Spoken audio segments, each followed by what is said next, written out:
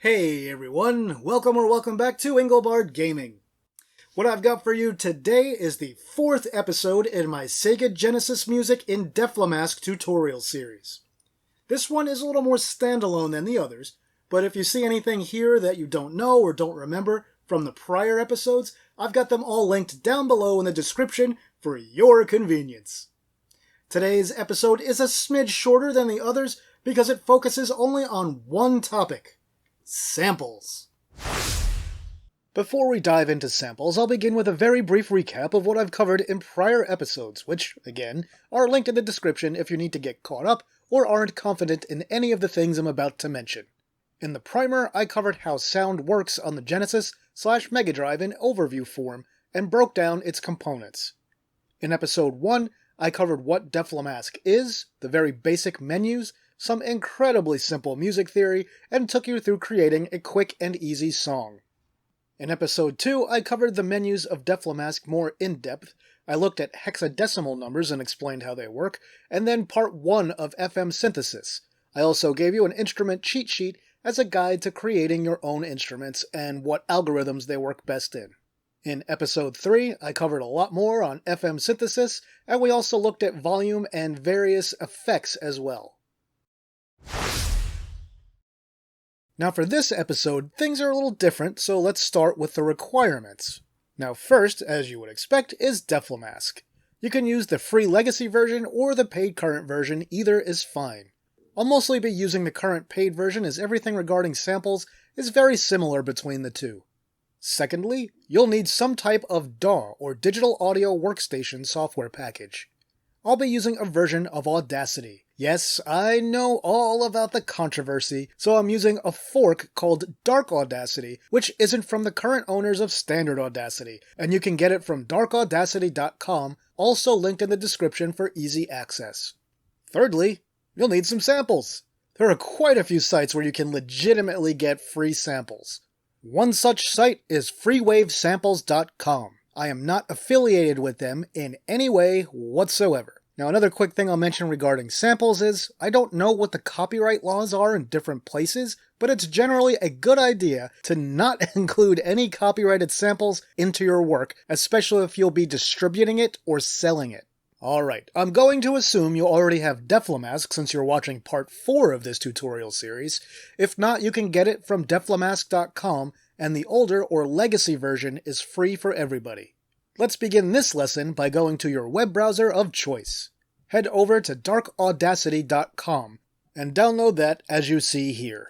Make sure you know where your downloaded files go so you'll be able to open it. After it's done downloading, go ahead and install it.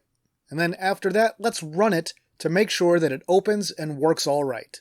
As long as it opens and works, we're going to close it for right now since we'll be using it just a little bit later. It's best just to be prepared. Okay, now let's head over to freewavesamples.com. We'll grab a few specific samples so we're all working with the same ones for this video. There are going to be 3 of them that we get today. We'll get a kick or bass drum, a snare drum, and a cymbal crash. To keep things simple and speedy, on the site, just go to the left and you'll see the instruments broken down by category. We'll go to drums first. Click on kick, then download the second sample on the right. Second from the top, that is. Once again, make sure that you know to which directory or folder your downloads save. After getting the kick sample, go back to the left and click on snare under drums. Download the second sample, and once again, make sure you know where it saves. Once that's done, we'll go back to the left, and above drums, we'll see a category for cymbals. Go ahead and click crash, and then download the top sample, making sure that you know where it saves. And that'll do it for the website, so you can go ahead and close your browser now if you want. So we're going to open Dark Audacity in just a moment, but I need to tell you a few things about the requirements for using samples in Sega Genesis/Mega Drive music before we start. So let's cover that real quick, and you'll want to pay attention to this part, it's important. 1. The sample rate. Your samples should generally either be 8 kHz or 16 kHz. You should be able, in theory, to use 32 kHz samples in a game, but those will result in large file sizes and could have some other negative effects. 2. All samples must be mono. But Inglebard, you had me download stereo samples. What's wrong with you? First, how dare you? Second, we're going to convert them to mono. Even though the samples themselves have to be mono, I will note here that you can play your complete sample either in both channels, the left channel or the right in the song itself. It's only the sample that must be mono. There's some debate on this next part, but we're going to change the samples to 8-bit when we save them. I've had them work fine in games at 16 or 32-bit, but you should know how to convert them, as different development environments and drivers may not play nice with 16 or 32-bit samples. So now that you know all that, you'll see how we accomplish all of these things in Dark Audacity. It's probably also worth mentioning what you'd typically use samples for in Genesis/Mega Drive music. Most often, you'll want to use them for percussion, drums, cymbals, orchestra hits, and other quick sounds that are difficult to reproduce with FM synthesis. Because of limitations in how samples are processed and work on the Genesis/MD, you probably wouldn't want to use them for melodic sounds. The reasons why will become clear as we progress through this tutorial episode, but I will point that out more in detail later. If you're brand new to using DAWs or Dark Audacity, it may seem a little intimidating when you launch it, but don't worry. You can do a lot of things with this program, but as I mentioned earlier, we're only going to use the few basic functions that we'll need to make our samples work on the Genesis/Mega Drive. So, let's get to that, shall we? If you haven't already, go ahead and launch Dark Audacity. We want to be on the main screen that should look something like this. If you've done any customization, that's fine, just know that some things may be in a different place than you see here. Now, go to the File menu and let's load in that first kick drum that I had you download a minute or two ago.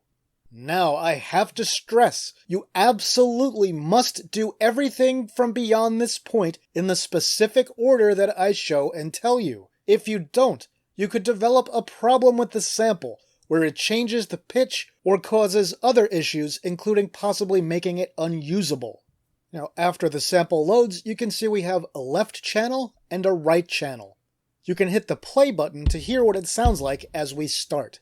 Now, if you look down in the bottom left corner, we'll see the project sample rate, which is probably set to 44,100 Hz or 44 kHz.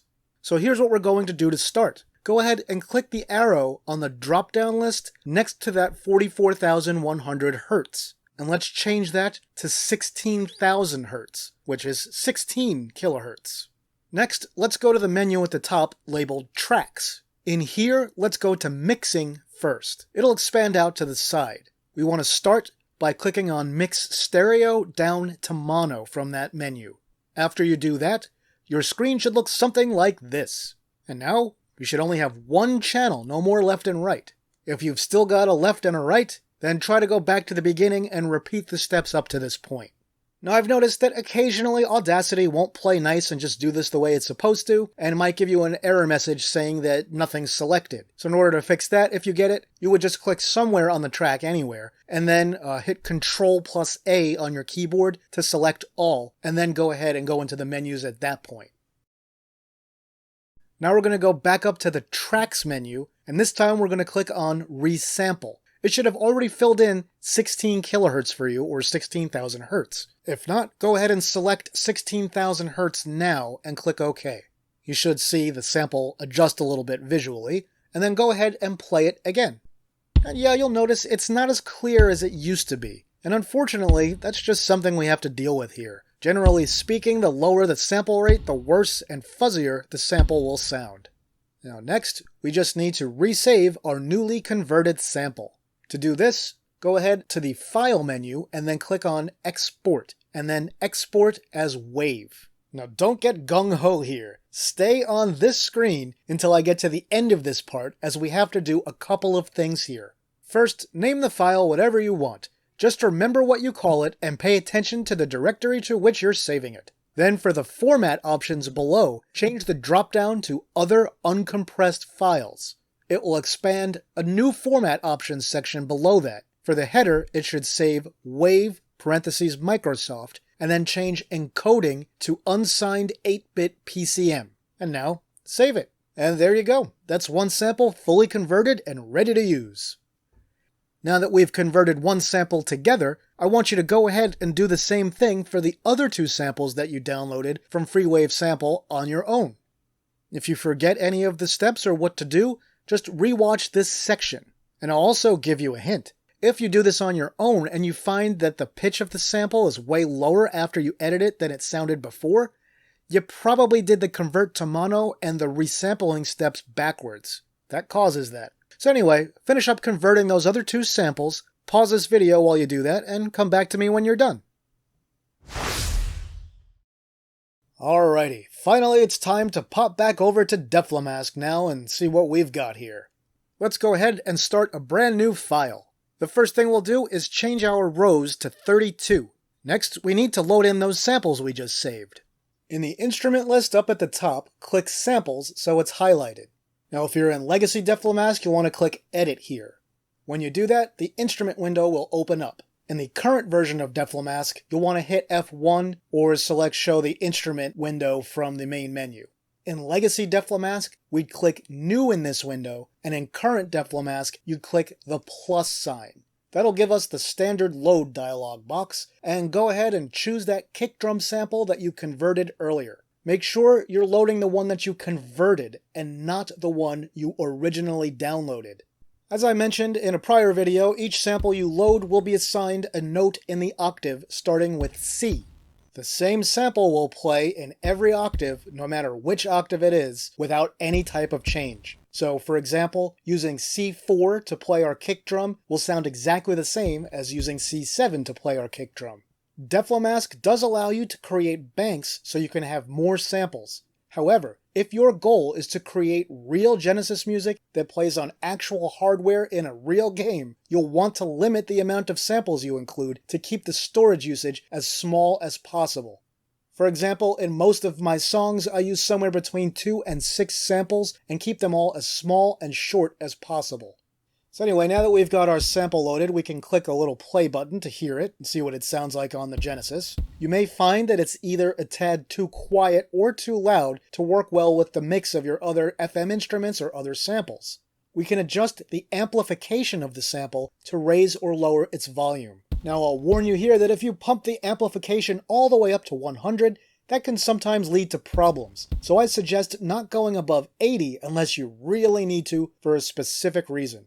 When I first started learning, I would often end up with issues where I'd hear clicking or popping noise in my songs, and it sounded kind of like peaking. And it turned out that this often happened because I was making everything too loud. So this can occur when either you make your samples too loud by raising the amplification too much, or by making your FM instruments too loud. So that's something to be aware of as you go forward. Anyway, after loading that first sample and adjusting it to the volume that you like, click on the plus sign or new and load another. Go ahead and load the snare sample next, which should be assigned to the note C sharp. After that, load in your cymbal crash as your third and final sample, which should be assigned to note D. Go ahead and adjust your amplification on each sample to make sure that they're all roughly in the same volume range, and then we'll be ready to go. So to use our samples, we need to go to the tracker and go to FM channel 6, and then we have to insert an effect to turn samples on. I covered effects in detail in the last episode. Now please note, you can only use samples in FM channel 6. What I'm saying is, they only work in FM channel 6. I just repeated that for effectiveness. Did it work? Only FM 6. So now let's add the effect. The effect for samples is 17. To turn them on, we can use any number other than 0 as the parameter. I'll just use 01. So in FM channel 6, we'll go to the effects column in the very first row and enter effect 17 with a parameter of 01. If you want to turn samples off and switch back to FM sound, you use effect 17 and make the parameter 00 on the row where you want that change to happen. You can change between samples and FM as much as you want throughout the course of your song. Alright, now let's lay down a quick little drum track. I'm going to keep it simple, and I'm just going to use a few kicks and snares. You don't have to enter the exact same pattern as me, just set up your drums however you want. And then when you're done with that, let's go ahead and play it.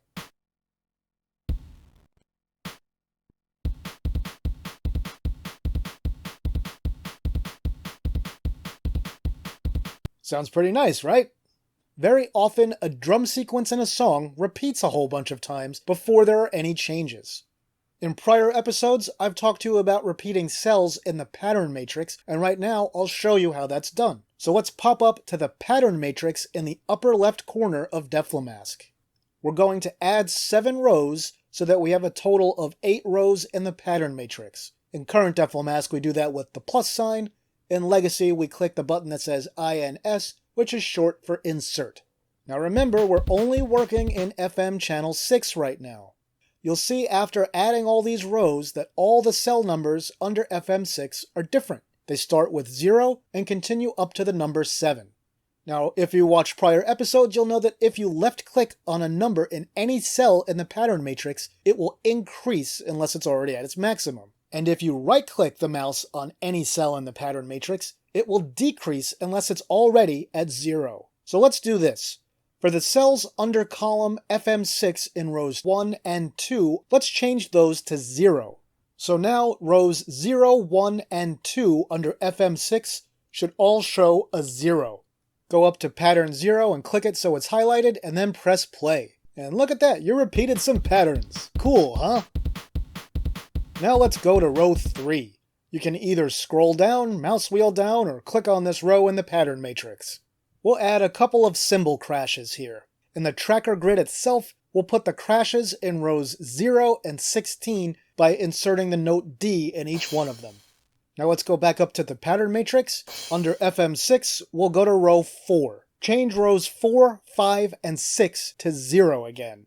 I want to do one last thing. We want to go to pattern 7 in the matrix. So we'll do that and head into the tracker, and then we'll throw in a cymbal crash in row 0, and then let's enter a snare drum using note C# in rows 24, 26, 28, and 30. Now let's go back up to row 0 in the pattern matrix and press play. And look at that, we've got ourselves a nice little simple drum beat, don't we?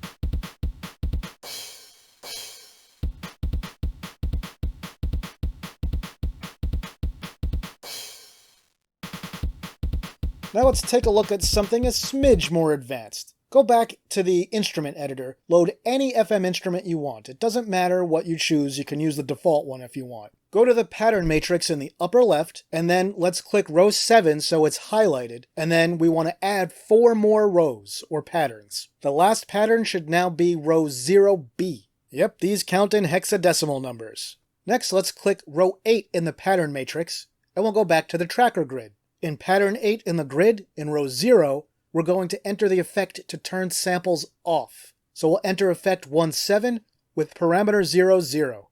And simple as that, they're off. So now let's go to the instrument bank up above, and we'll click on the FM instrument so that it's highlighted. After that, let's enter some notes in pattern 08 and 09. You can enter anything you want. We're just going to do a simple little ditty so we can see it switch to FM.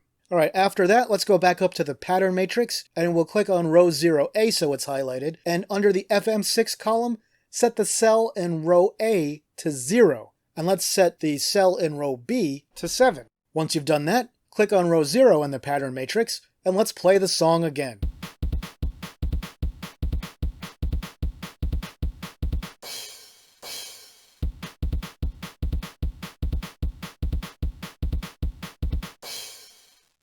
And hey, there we go! We just switched from samples to FM and back in the middle of a song. More than once.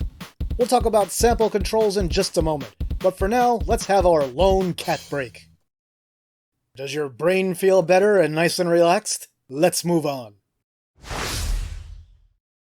Now before we move on, I'm going to show you just a few more things in Dark Audacity. We're still going to keep it really simple, don't worry. I'm just going to show you how to do things like change the volume of a sample, add the default reverb effect, and also change the sample rate down to 8 kHz so you can hear the difference between that and 16 kHz. Once we do those things, we're done for the day.